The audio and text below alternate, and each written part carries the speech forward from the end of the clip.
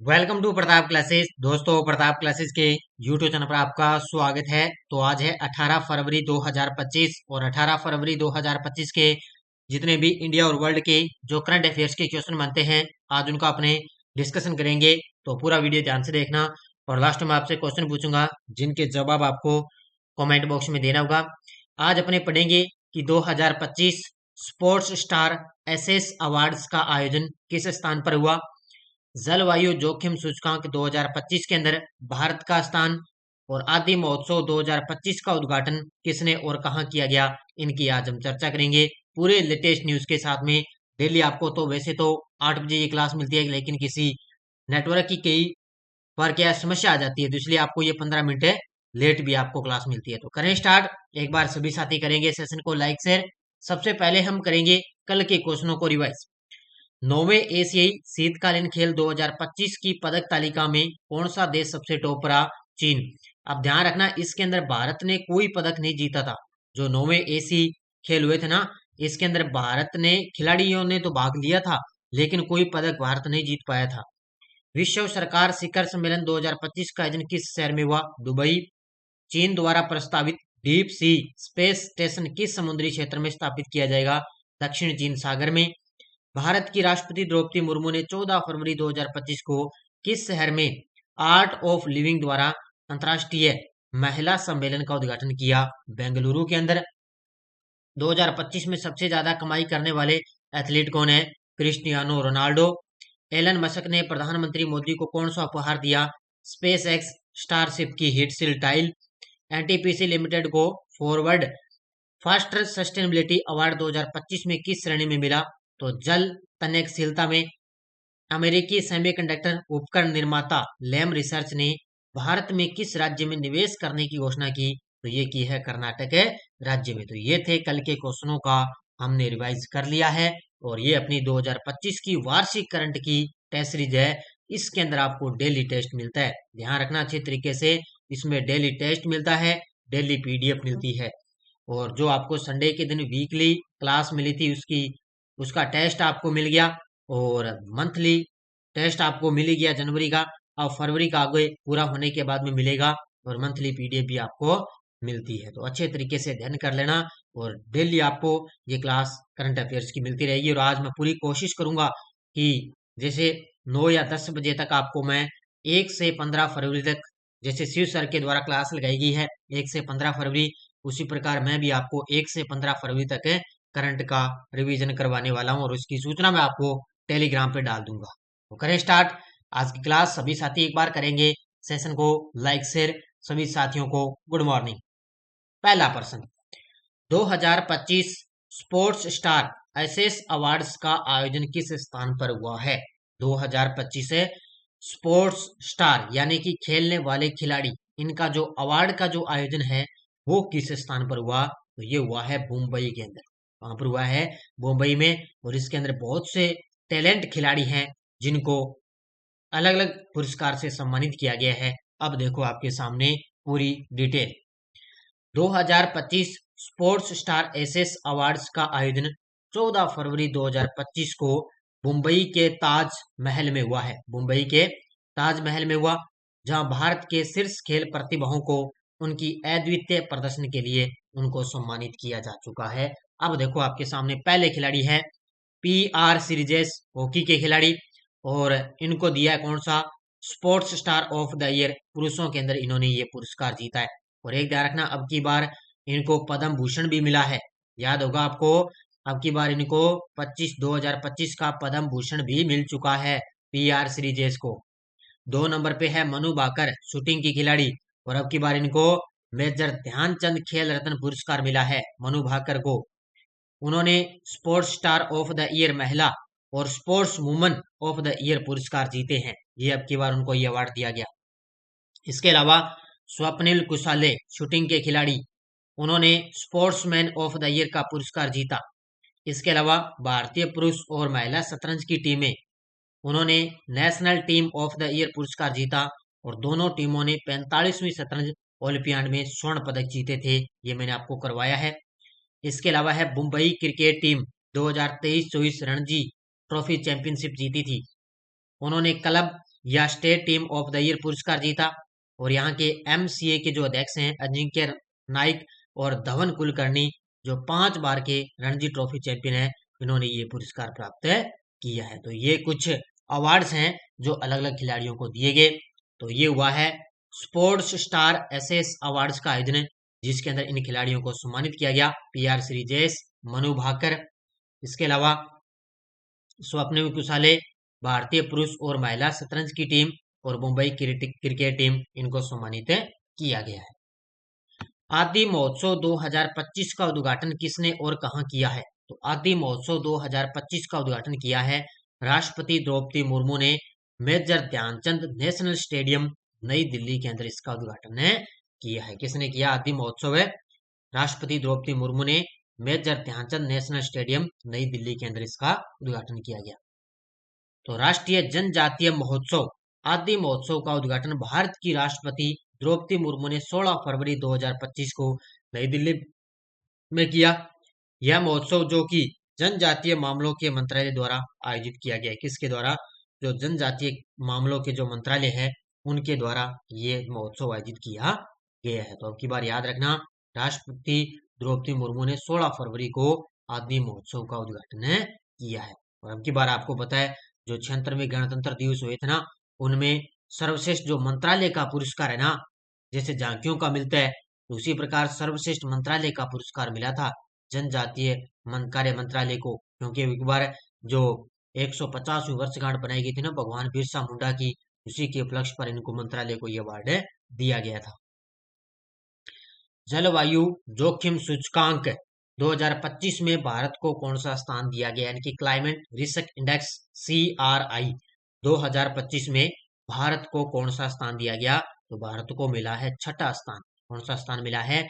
जलवायु जोखिम सूचकांक 2025 के अंदर भारत को मिल चुका है 6ठा स्थान। तो जलवायु जोखिम सूचकांक क्लाइमेट रिस्क इंडेक्स CRI 2025 में भारत को 6ठा स्थान दिया गया, जो चरम मौसम की घटनाओं के प्रति इसकी उच्च संवेदनशीलता को दर्शाता है। यानी कि मौसम की जो घटनाएं हैं, जैसे कई बार अपने देखते ना, किसी पे चक्रवात आ गया, कहीं पर सुनामी आ गई, तो वो जलवायु जोखिम सूचकांक है, उसी के अकॉर्डिंग आती है रैंक। भारत की रैंकिंग वर्ष 1993 से 2022 के बीच चरम मौसम की घटनाओं में सबसे अधिक प्रभावित देशों के अंदर भारत है 6ठे स्थान पर। और जलवायु जोखिम जो सूचकांक है, इसे वर्ष 2006 से जर्मन वॉच द्वारा प्रकाशित किया जा रहा है। आपसे पूछा जा सकता है किसके द्वारा ये प्रकाशित होता है, तो जर्मन वॉच द्वारा प्रकाशित होता है, और भारत इसके अंदर 6ठे स्थान पर है। किस राज्य ने 2024 के राज्यों में पंचायतों को अंतरण यानी कि विकेंद्रीकरण की स्थिति रिपोर्ट में सबसे टॉप स्थान हासिल किया है? यानी कि स्थानीय निकायों की बात करें, ये देखो तस्वीर के अंदर आपके सामने, तो 2024 के राज्यों में पंचायतों को अंतरण यानी कि विकेंद्रीकरण की स्थिति रिपोर्ट में सबसे टॉप स्थान हासिल किया है कर्नाटक ने। किसने किया है? कर्नाटक राज्य ने सबसे टॉप स्थान हासिल किया है। तो कर्नाटक ने 2024 स्थानीय शासन प्रदर्शन सूचकांक में टॉप स्थान हासिल किया। कर्नाटक की यह मजबूत प्रदर्शन क्षमता प्रभावी स्थानीय शासन का प्रमाण है। यानी कि जो स्थानीय शासन है ना गांव का, कर्नाटक के अंदर शहर जिले राज्य के अंदर जो स्थानीय क्षेत्रों की बात करें, तो उन्होंने बड़े जबरदस्त तरीके से अच्छा जो है गांव का विकास किया है। 2015-16 के पूर्व नेता केरल को पीछे छोड़ दिया, यानी कि जिसने उसने 2015-16 के जो पूर्व नेता थे ना केरल, उसको पीछे छोड़ दिया कर्नाटक ने। इसी के साथ उत्तर प्रदेश ने भी उल्लेखनीय प्रगति दिखाई, वे 15वें स्थान से 5वें स्थान तक की छलांग लगाते हुए आ चुके हैं। देखो यूपी भी 15वें स्थान पर था, लेकिन अब की बार 5वें स्थान पर आ गया, और कर्नाटक ने अब की बार केरल को पीछे छोड़ दिया है। जेकब किपलिमो ने 2025 बार्सिलोना हाफ मैराथन में कौन सा नया विश्व रिकॉर्ड स्थापित किया है? ये देखो तस्वीर में आपके सामने है, बार्सिलोना हाफ मैराथन में इन्होंने एक नया विश्व रिकॉर्ड बना दिया। कितने मिनट के अंदर? 56 मिनट 42 सेकंड। कितनी? 56 मिनट और 42 सेकंड के अंदर इन्होंने बार्सिलोना हाफ मैराथन के अंदर अपना एक नया विश्व रिकॉर्ड बनाया है। ये अपना ही रिकॉर्ड तोड़ देते हैं, जैसे कितनी बार दौड़ लगाते हैं, कहीं ना लगभग 20 सेकंड का से ज्यादा जीत लेते हैं, कहीं 30 सेकंड का जीत लेते हैं, इस प्रकार होता है।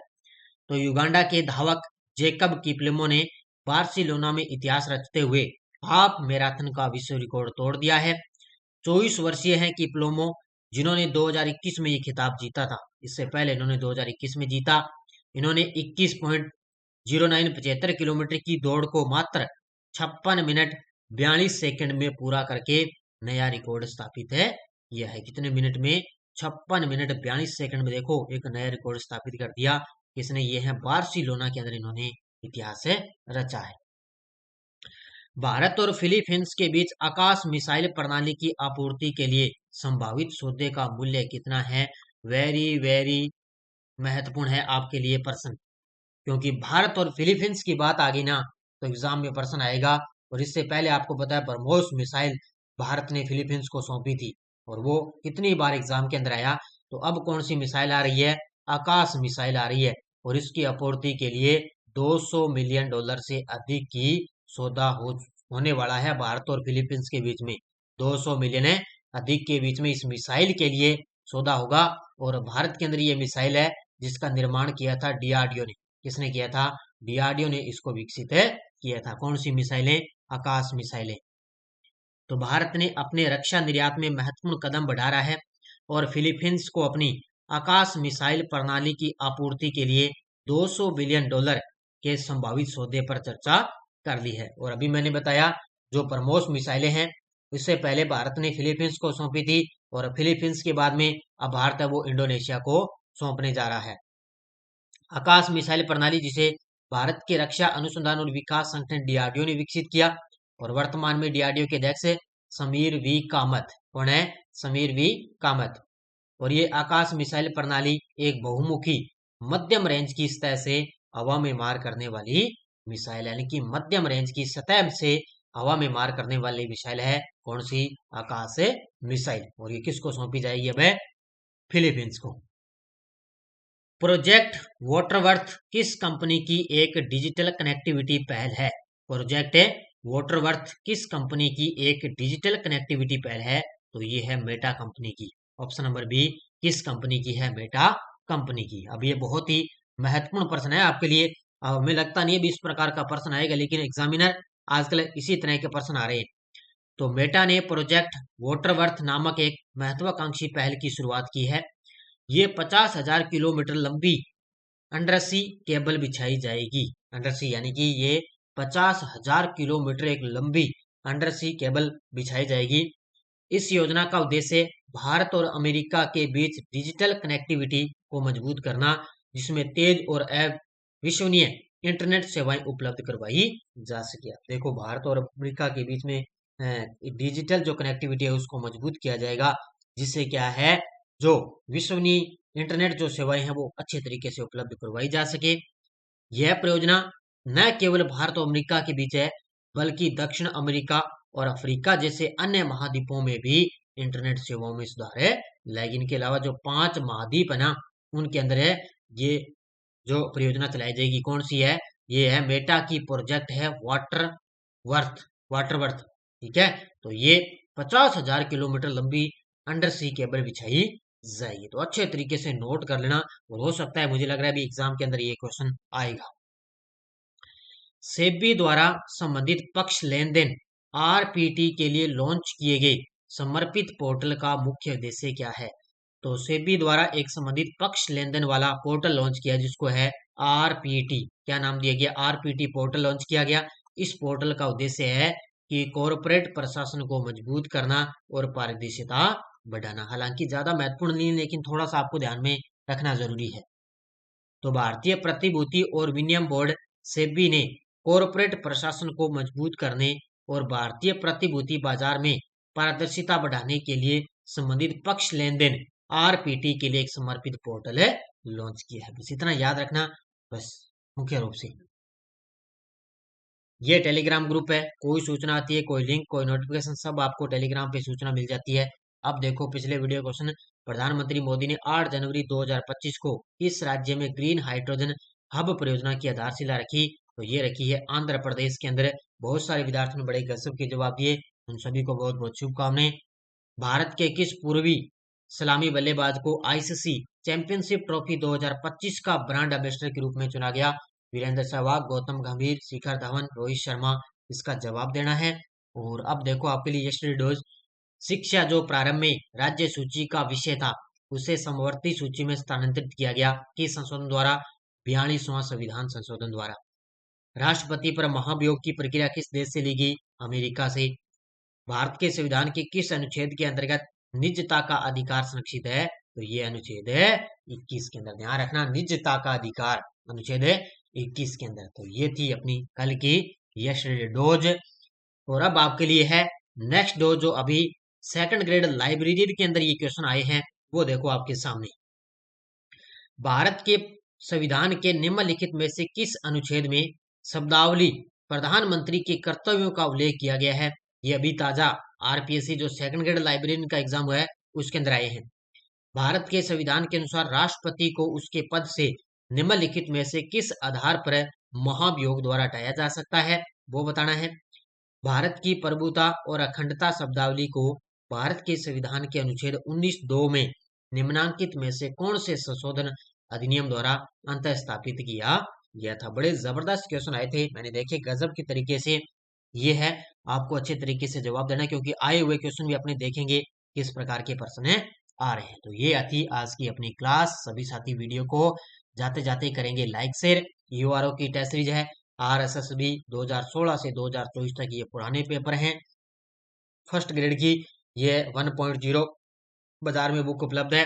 और एक साथी पूछ रहा था कि सर आपकी और नानक क्लासेस की अलग से बुक आएगी क्या? अलग से बुक नहीं आएगी, नानक क्लासेस और हमारी एक साथ बुक आएगी अपनी, जो अभी यूआरओ, पटवार, वीडियो, इसके अलावा जो जेल प्रेरी है, चतुर्थ श्रेणी कर्मचारी है, इन सभी के लिए जो 22-23 फरवरी को बुक आ रही है वो एक साथ बुक आएगी, अलग से बुक नहीं आएगी, एक साथ बुक आएगी। उसी के अंदर अपना मैटर आपको मिलेगा। तो अच्छे तरीके से पढ़ो और वीडियो को जाते जाते लाइक शेयर करते रहना। और डेली वाली आप टेस्ट सीरीज ले लेना, प्रताप क्लासेज का ऐप डाउनलोड करके वहां से आप अपनी फर्स्ट ग्रेड, इसके अलावा Indian polity, first grade second grade के पुराने पेपर सब कुछ अपने आप के लिए उपलब्ध है, तो वो आप ज्वाइन कर सकते हो।